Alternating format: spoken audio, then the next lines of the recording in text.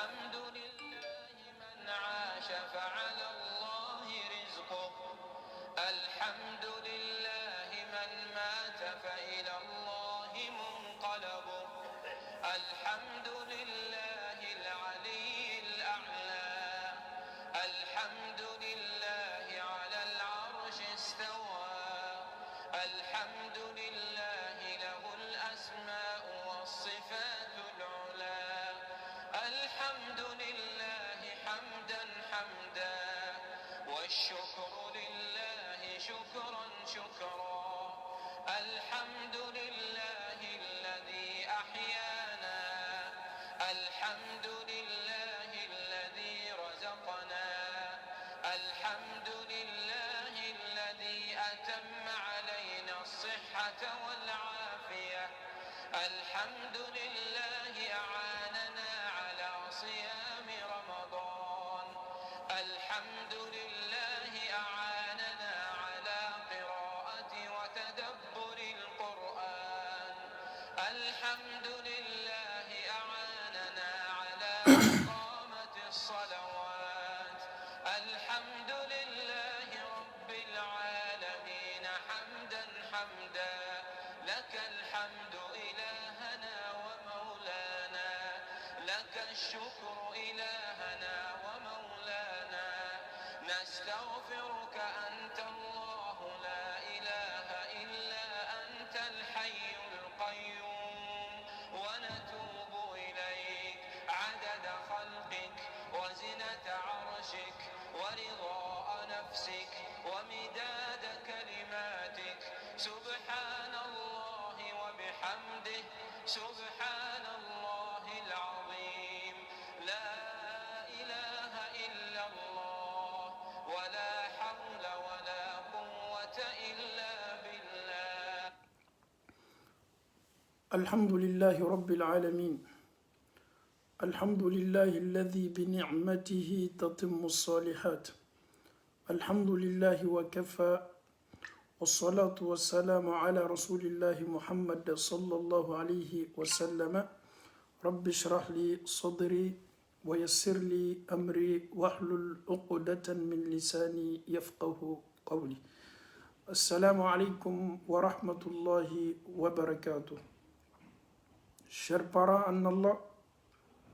chers frères et sœurs, et si c'était ton dernier Ramadan, certes, peut-être après ce Ramadan-là, tu n'auras plus un autre Ramadan. Anfaou ani ambao. Yala, ni nuntun kela e ka sungalo labani. Itena sungaro bere kela sungaro minko. Amisaliya yɛrɛ ka nɔgɔ maa caman ye salon sun don n'an ye olu yɛrɛ fana ka sunkalo laban de tun ye salon sunkalo ye ala ma olu garijɛgɛ bɛɛ ɲina sunkalo ma olu tɛna sunkaro bɛrɛkɛla kɔ fo ka taa se kiyama don ma mɛ yalaw anw minnu bɛ ɲɛnamaya la bi anw minnu bɛ balo la bi anw minnu bɛ kan ka fɔɲɔ sama k'a bila anw minnu yɛrɛ garijɛgɛ bɛnna ɲina sunkalo fana ma yalaw anw yɛrɛ fana m'a dɔn sika yɛrɛ t'o la maa caman bɛ an cɛma olu tɛna san wɛrɛ sunkalo kɛla sika yɛrɛ t'o la silama caman bɛntɔ jani san wɛrɛ sunkalo cɛ silama caman ka kalifa bɛna mina o la jani san wɛrɛ sunkalo cɛ bɛɛ b'a dɔn k'a fɔ jani san wɛrɛ sunkalo cɛ saya kɔni ale tɛ lɔ ale bɛ kɛla sanga ni waati bɛɛ ale bɛ kɛla miniti bɛɛ mɛ yalaw san wɛrɛ sunkalo bɛna maa jɔw ni sɔrɔ ɲɛnamaya la a bɛ se kɛla ne ye a bɛ se kɛla e ye a bɛ se kɛla duniya silama caman ye komi silantanw ye est-ce que c'est pas ton dernier Ramadan? Est-ce que c'est pas ton dernier vendredi aujourd'hui dans le mois de Ramadan? Est-ce que tu pourras encore assister à un autre Ramadan, un autre vendredi ou bénéficier d'un autre Ramadan ou bénéficier même des vendredis du mois de Ramadan? Nous sommes le dernier vendredi de Ramadan de cette année. Est-ce que tu seras parmi les gens qui vont jeûner le Ramadan prochain? Est-ce que Allah subhanahu wa ta'ala va t'accorder cette chance-là? Est-ce que la liste, les candidats de l'année prochaine, est-ce que tu figures parmi cette liste-là? une question qui reste posée. Sommes-nous parmi les candidats de l'année prochaine à laquelle ne bɛ nin gundo dɔn? Mais si ka kɔni t'a la, an kɔni dɛngɛnɛyani b'a la k'a fɔ saya kɛtɔ. Mais jɔnw de taatɔ, o le lɔnni tɛ anw bolo. Ni nin tun kɛla ne ni e ka sunkalo laban ye, tuma dɔ e yɛrɛ ka sunkalo laban ne tɛ, i tɛna sunkalo gbɛrɛkɛla dugukolo ko ka nin kɔ. Yala silama caman ka kan k'a yɛrɛ kun ma ɲininka nin yɔrɔnin na. Donc sunkalo min ni ala y'a di ne ni e ma n'a ma ban fɔlɔ, n'an y'an yɛrɛ ye a tile 10 laban kɔnɔna na, a yɛrɛ ka kan ka ban jani waati dama dama. A yɛrɛ juma laban ne ten, ɲina sunkalo juma laban ne ten. Donc nin ka kan ka ne ni aw bila taasili la. Ja lo mɛnna ɲaɲa sebali tɛ. Jani lo yɛrɛ fana banna sela bantɔli. An tun ye sunkalo nin kuma fɔ k'a kuma fɔ. Wajibilikɛlaw y'a kuma fɔ kabini sunkalo ma kɔnɔ na. Sunkalo nin yɛrɛ nana. A mana nali ma, sunkalo yɛrɛ sela a tile 10 laban na. A ma dan tile 10 laban yɛrɛ ma, sunkalo nin yɛrɛ fana bantɔli. Sunkalo nin yɛrɛ fana jumakun laban ne bi ye. Subhanallah. Juma gbɛrɛ tɛna sɔrɔla nin sunkalo la kɔ mun na ka d'a kan ɲina sunkalo jumakun laban ne bɔla bi. Ja lon mɛnna ɲaɲa sebali tɛ. Ja ni lon yɛrɛ fana banna daminɛna, ja lon yɛrɛ fana bantɔli. Est-ce que c'est pas ton dernier vendredi dans le mois de Ramadan? Est-ce que tu pourras encore assister à notre Ramadan dans ta vie? Pose-toi cette question-là. Médite la parole de Dieu. Est-ce que réellement, Allah va t'accorder encore une autre chance pour vivre un autre Ramadan? Je pense qu'il y a une question qui reste posée. Et la liste des candidats prochains, est-ce que tu figures parmi cette liste-là? Sunula menu nato sambere kofe yala est-ce que neni ebe nu chama ba okoso anfawni ambao sungalo kalo mino karo baraka mabalo londo benin kono alaba fa domi ma ko laylatul qadr latige su karama su ko bebe latige alaw taala bulu sumina ma menu ni belikaka tension mena maa minnu labi, diabète bena maa minnu mina, ulcère bena maa minnu mina, gastrique bena maa minnu mina, accident bena maa minnu sɔrɔ, maa minnu bena bɔnɔ o ɲɛw la, bana bena maa minnu daw minɛw la, bana bena maa minnu senw b'o kɔrɔ. Ala bɛ nin bɛɛ latigɛ laylatul qadri su le la. Latigɛ min ka bon n'a bɛɛ ye, o de ye saya latigɛ ye. E tɛna san wɛrɛ ta sɔrɔ la. O lisi bɛɛ la kafoni bɛ kɛ laylatul qadri su la. Yufraqu kullu amrin hakim. Kiti nin bɛɛ bɛ renouveler Alahu Taala bolo. Laylatul qadri su. Kalo belebele le sunkalo ye n'an bɛ taga si a ma. Sun tɛ sun doli ye dɛ, mais ka taa si munna Ala ye sun di silamɛw ma. Sun bɛ di an ma ka bɛn laɲini jumɛn ma? Ala ɲɛsiranya min bɛ kofɔ, o ala ɲɛsiranya le fana ka kan ka ne ni aw bila labɛn na ka don makɔnɔ. Ala bɛna ne ni aw nɔ minɛ don min k'an kɔntɛ bɔ don min. A lajɛ, sunkalo bɛ ɲini ka ban. Mɔgɔw y'o yɛrɛ kun ma ɲininka. Mais Alahu Taala ka jɔnsenmaw y'o yɛrɛ kɛlɛ k'o yɛrɛ forcer ka se sun dɔ la. O ma da o ma, o y'o seko damayira kɛ baara ɲumanw kɛli la. O y'o seko kɛ sarakabɔw la, o y'o se kɛ kuranna lamɛnw la, o y'o se kɛ wajibili lamɛnw la, o y'o se kɛ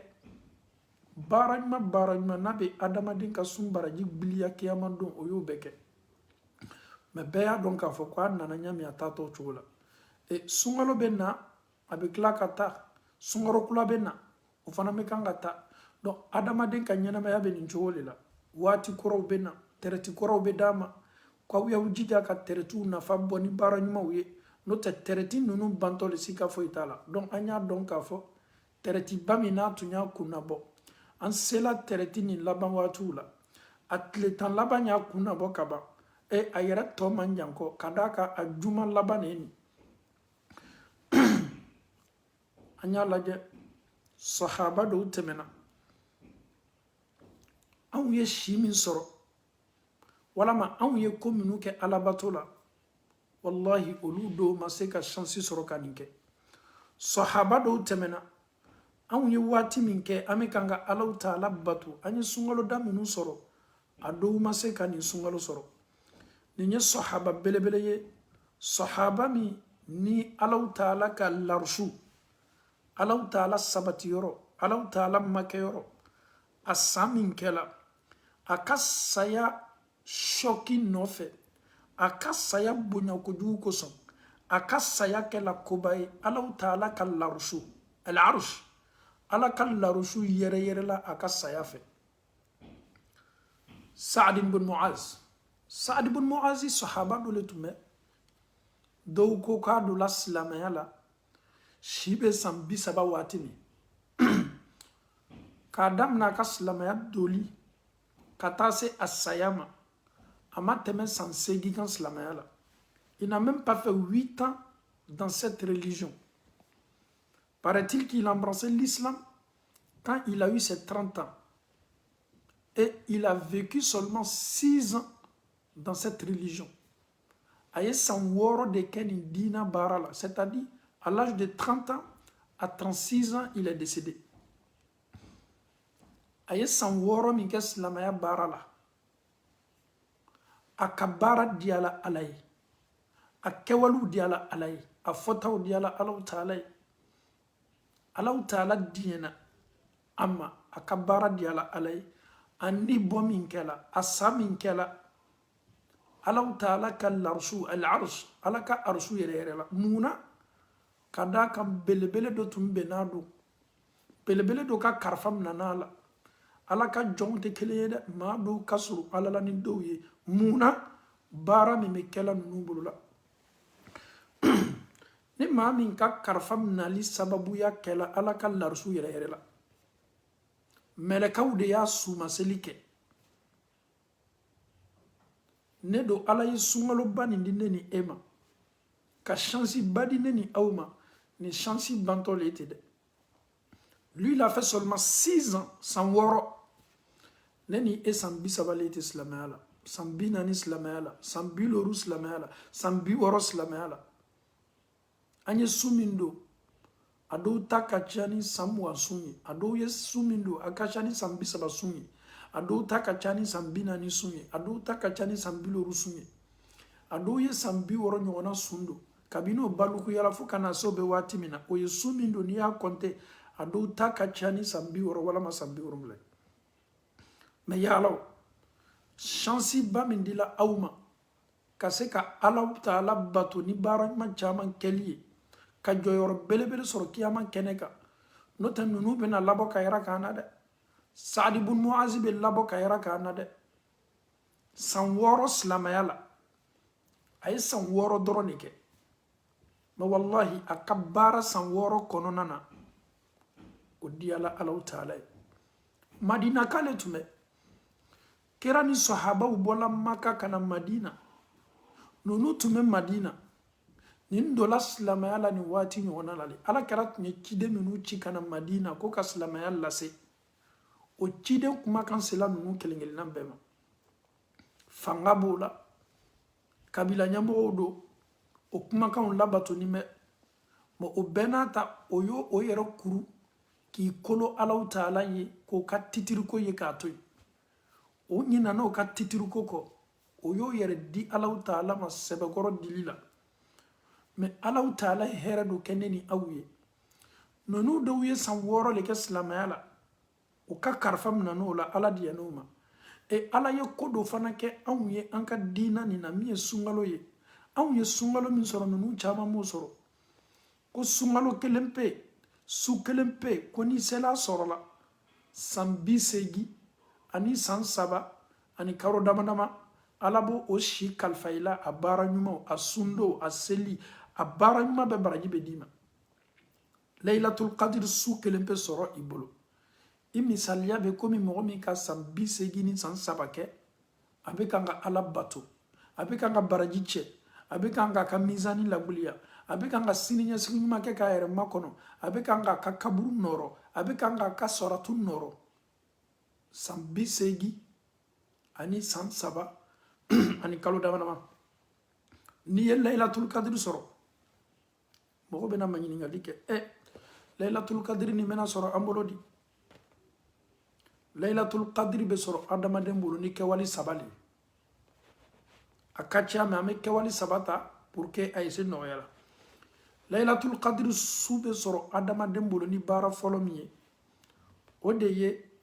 kabini sunkalo tile fɔlɔ fo ka taa se a tile laban ka sun don ni ala ɲɛsiranya ye ka seli kɛ alahu taala ye k'i sɛbɛkɔrɔ di alahu taala ma sunkalo kɔnɔna na k'a daminɛ a tile fɔlɔ f'a tile laban ka ala bato sɛbɛkɔrɔ batoli la ka su seliw kɛ alahu taala ye ka baara ɲumanw lacaya sika t'a la e bɛ laylatul qadri sɔrɔ ni alahu taala sɔnna o y'a sigiyɔrɔma fɔlɔ ye a sigiyɔrɔma filanan ka se a sɔrɔ la teriyala fana o de ye sunkalo tile 10 laban ye sunkalo tile 10 laban ka alakira lajɛ sɔlɔ salam k'a ladiri a jogo la a tun bɛ nin su ɲɛnamaya tile 10 laban na ɲɛnamaya bato le la a tun tɛ ko bɛrɛ kɛla dɛ sunkalo tile 10 laban alakira tun tɛ kabakoko foyi kɛla a tun b'a la ɲɛnamaya k'a su ɲɛnamaya ala bato le la a b'a ka dilan to yen a b'a ka layɔrɔ kuru o kɔrɔ ye di a tɛna lala ye kɔ a b'a muso to yen o kɔrɔ ye di a y'a muso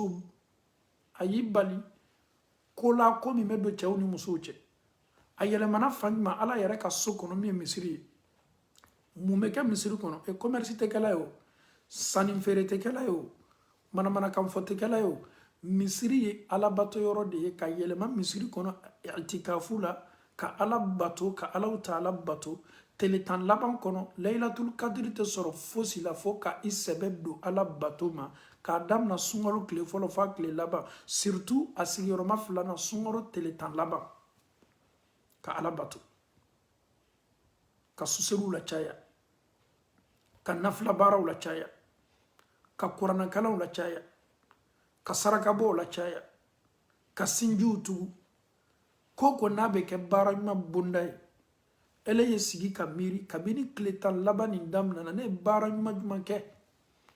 ne dɛsɛla baara ɲuman jumɛn na ala kofɔ yɔrɔw est ce que n ye wajibiliw lamɛn wa n ye kuranɛw lamɛn wa n ye sarakaw bɔ wa est ce que ne yɛrɛ sigila ne ni alahu taala cɛmala la golo kan n ka seli kɔfɛ ka n bolo jan ala ye ka n dama kasi ka alahu taala wele ka n dama kasi ka haminako yira ka ala la ka n dama kasi ka ala dali a ye laylatul qadri su diya kɛra sallallahu alaihi wasallam tile 10 laban a b'a ka denbaya lawuli k'a fɔ a ka denbaya fana ye aw fana y'aw sɛbɛkɔrɔ don laylatul qadri su ɲini ma aw y'aw jilaja bɛɛ ye se ni laylatul qadri sɔrɔ la donc laylatul qadri bɛ sɔrɔ adamaden bolo kɛwale min na kɛra y'o fɔ an ye sallallahu alaihi wasallam o de ye ka tile 10 laban nin k'i jija ka dɔ fara jija kan ka dɔ fara cɛsiri kan hali n'a sɔrɔ i bɛ congé ta baara yɔrɔ pour que k'a daminɛ a sɔgɔma a tile fɛ dans l'après-midi ka alahu taala kosuma la caya ni su fana ko la ka d'a kan nin bɛ kɛ su fɛ le latigɛ su ala bɛ latigɛ labori a ka jɔnw ka su min kan o de ye ten ka se ka alahu taala bato la caya ka ala kofɔ la caya ka sigi ka kuranɛ lamɛn ka kuranɛ kalan ka sigi ka wuridili caman kɛ minnu sabatila alakira sallallahu alaihi wasallam o y'a sigiyɔrɔma filanan ye a sigiyɔrɔma sabanan maa bɛ se ka laylatul qadri sɔrɔ cogo di o baara dɔ ye mun ye o de ye adamaden y'a lɔn k'a fɔ su min don a bɛ sɔrɔ tile 21 tile 23 tile 25 tile 27 nin su nin a bɛ sɔrɔ o de kɔnɔ nombre impair kɔnɔna na tile 21 ne b'a dɔn k'a fɔ ne ni e tɛmɛnna o la ka ban ala y'o sun doli nɔgɔya an ye misaliya bolo ma n'a sɔrɔ ɲina laylatul qadri su tun ye tile 21 de ka sɔrɔ a ye e sɔrɔ i labɛnnen tɛ subhanallah walama n'a sɔrɔ laylatul qadri su sɔrɔla ɲina san 25 de la walama 23 o bɛ kɛ k'a sɔrɔ ele miiriya bɛɛ bɛ tile 27 de kan parce que dɔw fana b'o cogo de la olu b'i labɛn k'i cɛsiri ka don ɲuman kɔnɔ ko sunkalo tele 27 k'o le ye layilatul kadiri su ye tun y'a dɔn hadisa dɔ nana k'o fɔ mais an y'a dɔn k'a fɔ ko sunkalo layilatul kadiri a bɛ yɛlɛma yɛlɛma de n'a ma kɛ tele 21 na san dɔ la a bɛ se kɛra tele 23 kɔnɔ san dɔ la tele 25 kɔnɔ san dɔ la tele 27 kɔnɔ a bɛ yɛlɛma yɛlɛma de ni ele y'i base kelen pe kan ele b'i jija ni tɔw foyi la fo kelen pe n'a dɔ ma kɛ o kelen na a dɔn k'a fɔ k'i ye yɛrɛkuntɔn lase i yɛrɛ ma o kosɔn ala kɛra k'i bɔ ko bɛɛ la sallallahu alaihi wasallam ala kɛra y'i jija sunkaro tele 10 laban bɛɛ lotori t'o le la k'a mɛn ko nin ye lotori ko de ye tuma dɔ n bɛ s'a sɔrɔla nin na walama n tɛ s'a sɔrɔla nin na k'an bɔ kɔnɔnafili bɛɛ la tele 10 laban min n'a to la walama tele kɔnɔntɔn laban min n'a to la ka dɔ fara i ka jija n'i ka cɛsiri kan ala ko la i kana bila dɛ fo ka taa se sunkalo laban ma layilatul kadiri su bɛ sɔrɔ adamaden bolo de la o kosɔn ala kɛra muso ayisa a ko ala kɛra ma ko ya rasulallah ni anw ye layilatul kadiri su ye ani mun fɔli ka kan mɔgɔ bɛ se ka layilatul kadiri ye mɔgɔ bɛ se k'a dɔn su min ye layilatul kadiri ye on kɛ tiɲɛle a bɛ se lɔnna a bɛ se lɔnna a bɛ se lɔnna munna ala kɛra muso ayisa ye maɲiningali kɛ ko ala kɛra ni an y'a dɔn lo min ye layilatul kadiri su ye ani mun fɔli ka kan ala kɛra tun bɛ sa fɔla ayisa ye ayisa dɛ i tɛ se k'a lo lɔn dɛ mɛ ja tɔgɔmasere dɔw bɛ yen min b'a to mɔgɔ b'a dɔn ala bɛ nin tɔgɔmasere labori muminiw kan mumini minnu kɔlɔsi ka jan mumini minnu ka remarki ka jan o bɛ sa dɔnna layilatul kadiri su ye su min ye subhanallah tɔgɔmasere caman fɔla layilatul kadiri su yɛrɛ kan hadisa la tɔgɔmasere caman fɔla layilatul kadiri su yɛrɛ fana n'a banna a dugusajɛ tele bɛ bɔ cogo min o fana fɔla an ye layilatul kadiri su yɛrɛ o a bɛ kɛ di mɔgɔ bɛ kɛ di k'a lɔn k'a fɔ ko nin ye layilatul kadiri su ye muminu bɛ tɔgɔmasere jumɛn lɔn a nɔfɛ ala ko kuranna kɔnɔ salamun hiya nin su ye su kisima de ye salamun hiya hatta matla al-fajr a su don i b'a ye kisi bɛ labori dugukolo kɔ kan subhanallah i b'a ye jɔnw bɛ kisi kɔnɔ a don i b'a ye les gens ont la paix du cœur i b'a ye il y a cette tranquillité dans cette nuit là i b'a ye nin su malgré maaw kɛlen bɛ ka i sɛbɛkɔrɔ di ala ma ala bato la a su c'est une nuit douce a su ye su nɔgɔmanba ye kisi bɛ don ko o ko la ala bolo k'a labori jɔnw kan sika t'a la o ye nɛɛma su ye mɛ yala o anw bɛ se su nin lɔnna cogo di ka bɔ su tɔw la o de ye problème ba ye anw bɛ se a dɔnna cogo di ko su min kofɔla ko layilatul kadiri su le kisi su lo sika t'a la fo ka taa se fajiri kunnabɔ waati ma mɛ yala o nin kisi anw bɛ su bɛɛ kɛ su sugu kelen de ye su bɛɛ ye kelen mɛ ala do ko kuranɛ kɔnɔ ko layilatul kadiri su salamun ko kisi lo ele ni alaw taala cɛ ni ala bɛ kisi labori dugukolo kɔ kan ni maaw b'o yɛrɛ ye kisi kɔnɔna na kisi kɔrɔ ye di mafa kisi kɔrɔ ye di dusulajigi kisi kɔrɔ ye di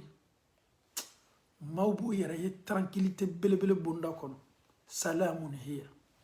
hatta matla al-fajr o kosɔn an ba ayisa a ye ala karama ɲininka a ko di ko ni an y'a dɔn su min ye layilatul kadiri su ye anw ni mun fɔli ka kan n ye mun fɔ ja tɔgɔmasere ɲumanw bɛ se lɔnna la ele t'a fɔ ko exactly ko nin de mɛ tɔgɔmaserew b'a la a tɔgɔmasere dɔ ye mun ye a su ye nɛɛma su de ye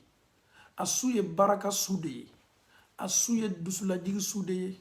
a su ye kisi su de ye kɛra ko ayisa ma ko a fɔ allahumma innaka afuwun tuhibbul afwa fa'fu anni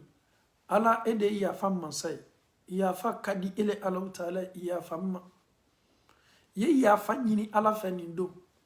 ye yafa matara kɛ yafa nin yɛrɛ kɔrɔ ye di alafu an m'a fɔ an t'a kɔrɔ lɔ ala kɛni bɛ k'i julumu min sɛbɛ k'a bila i ka gafe kɔnɔ k'i makɔnɔ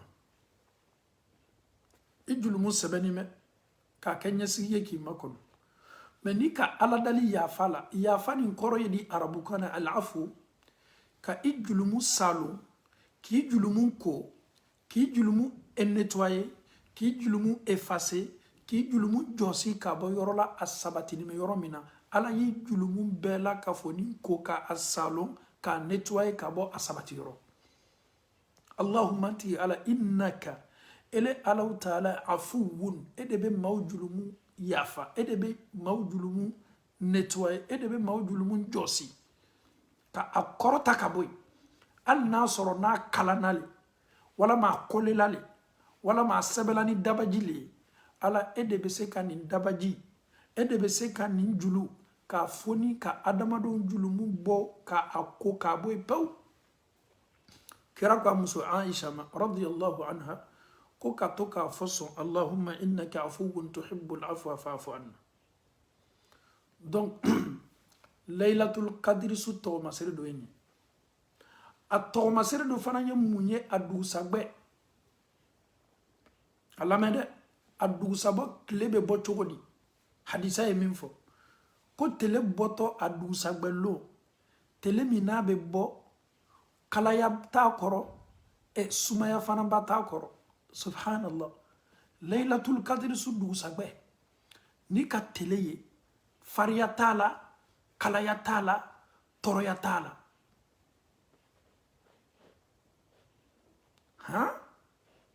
Allahu akbar nin bɛɛ la k'a fɔ ni ye nin su baraka nɔ de ye hali tele min bɔtɔ tele bɔcogo o bɛ kɛ kisi de ye adamadenw kan a don a dugusɛgbɛ tile bɔcogo tile bɛ bɔ a gbɛni mɛ tɔɔrɔya t'a la funɛni t'a la nin bɛɛ ye kisi de ye k'a labori jɔnw kan Allah Ta'ala ye nin kɛ su barakamaba ye sa ala ye nin kɛ karama su ye sa laylatul qadri su a n'a dugusɛgbɛ tile bɔcogo nin bɛɛ ye nɛɛma de ye ka bɔ Allah Ta'ala yɔrɔ k'a labori jɔnw kan an faw ni an baw nin yɔrɔnin ma filɛ mɛlɛka minnu bɛ san kɔnɔ mɛlɛka ninnu bɛɛ sawani nin waati ɲɔgɔnna la olu bɛna jigi dugukolo kɔ kan ni nɛɛma jigili ye ni baraka jigili ye ni sabati jigili ye ni lasawa jigili ye munna o natɔ ka na Allah Ta'ala ka jɔnw lajɛ nin su barakama la laylatul qadri su la mɛlɛkaw pɛrɛnnen bɛ nin waati ɲɔgɔnna la o bɛna jigi tanazzalul malaikatu warruhu fiha biidni rabbihim min kulli amr ko mɛlɛkaw na jigi mɛlɛkaw jigitɔ o bɛ jigi subhanallah nin su baraka nɔfɛ mɛlɛkaw bɛna a assister n ko ni koba bɛ maabaw le bɛna koba assister n ko ni koba bɛ so kɔnɔ maabaw le bɔtɔ ni koba bɛ so kɔnɔ a bɛ lase bɛɛ ma nouvelle duman bɛ yen masaw bɛ bɔ minisiriw bɛ bɔ jamana kɔnɔdenw bɛ bɔ nouvelle duman min ditɔ jamana ma bɛɛ la k'a fɔ ne bɛ bɔ mais nin fana ye nouvelle ye min ka bon ni duniya nouvelle bɛɛ ye mɛlɛkaw tɛ to sigi la dɛ mɛlɛkaw tɛ to jɔli la ala yɛrɛ ko ko mɛlɛkaw natɔ o pɛrɛnni nin waati ɲɔgɔnna la subhanallah tanazzalul malaikatu warruhu fiha mɛlɛkaw natɔ o jigitɔ ni ɲamariya ye o jigitɔ o natɔ ni ala ka diɲɛ de ye ɲamariya kelen kelenna bɛɛ la mɛlɛkaw pɛrɛnnen bɛ ka na ne balimacɛ i tɛ nin waati fariya bɔ ala bato la mɛlɛkaw natɔ dɛ mɛlɛkaw natɔ ala yɛrɛ k'i ma ko mɛlɛkaw tɛ da nali ma dɛ warruhu fiha mɛlɛkaw ka kuntigi mɛlɛkaw ka ɲama mɛlɛka min ni ala kumakan bɛ taa bolo ka n'a di cidenw ma k'o fana jigitɔ ka fara mɛlɛka tɔw kan min ye jibirila ye Jibrila natɔ kana ne ni e ma filɛ Mikailu natɔ kana ne ni e ma filɛ sankolo fɔlɔ mɛlɛkaw jigitɔ a filanan mɛlɛkaw jigitɔ sabanan mɛlɛkaw jigitɔ naaninan mɛlɛkaw jigitɔ loorunan mɛlɛkaw jigitɔ wɔɔrɔ ni wolonwula mɛlɛkaw jigitɔ kana ninnu ka jigi ye karama jigile nin su tɛ tolonkɛ su ye Alahu Taala bolo Ala sɛbɛbɛ nin su ma Ala ye nin su kɛ su barakamaba ye ni jɔnw bɛ taga si a ma mɛlɛkaw natɔ o pɛrɛnnen bɛ nin waati ɲɔgɔnna la tuma dɔ o yɛrɛ nana ka ban yɛrɛ Allahu alam tuma dɔ o mana fɔlɔ o natɔ ka bɛn don min bɛntɔ layilatul kadiri su ma ni Ala yɛrɛ kelen pe b'a dɔn mɛlɛkaw natɔ nin don hali ni tɔgɔmaseriw fɔla la i bɛ se tɔgɔmaseri fɔla fɛn dɔ la mɛ i t'a yɛrɛ k'a fɔ k'i b'a lɔn exactly dɛ dunuya laban tɔgɔmaseriw fɔla mɛ dunuya bɛ ban lon min Ala kelen pe de k'a lɔn donc tɔgɔmaseriw bɛ se fɔla ko la sin dɔw bɛ se fɔla mɛ a lɔn yɛrɛ a bɛ kɛ don min Ala kelen de k'a lɔn إنا أنزلناه في ليلة القدر وما أدراك ما ليلة القدر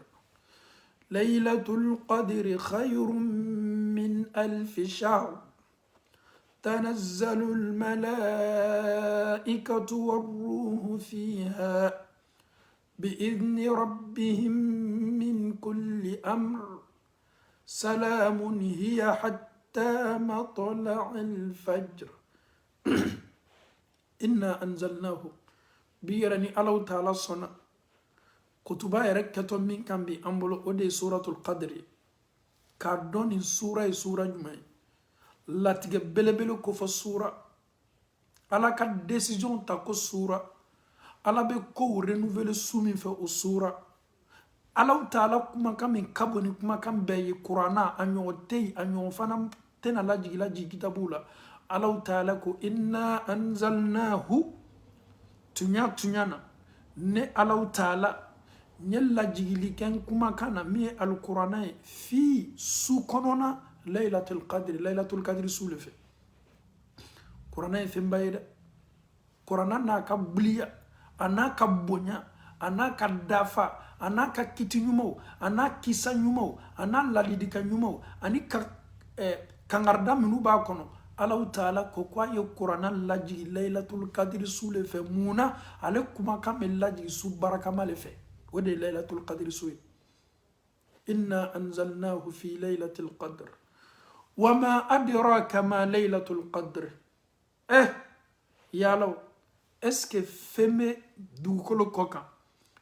فمي قال ليلة القدر سوكو فو أو يوا ما ي أو كلا ألاوا ما ي النفا فو أو يوا محمد يا لو اسكي با دوموني ليلة القدر سوي اسكي با نفا دوما مانتو est-ce que on met Laylatul Qadr sous l'eau Allah Ta'ala ko a folo ayo Qur'ana lajigi ni sule la o ya nafa folo kuma kan te kuma kan minka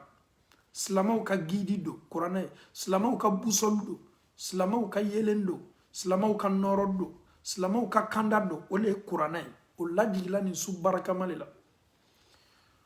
wama adraka ma Laylatul Qadr ليلة القدر خير من 1000 شهر قل ليلة القدر سو أكافسا أما فوكو أني أي كلمة كو أكافسا براجيلا أكافسا فيسامانتيالا أكافسا جورولا الله تعالى في أكافسا كاتم سو واكلينكا إي كارو واكلين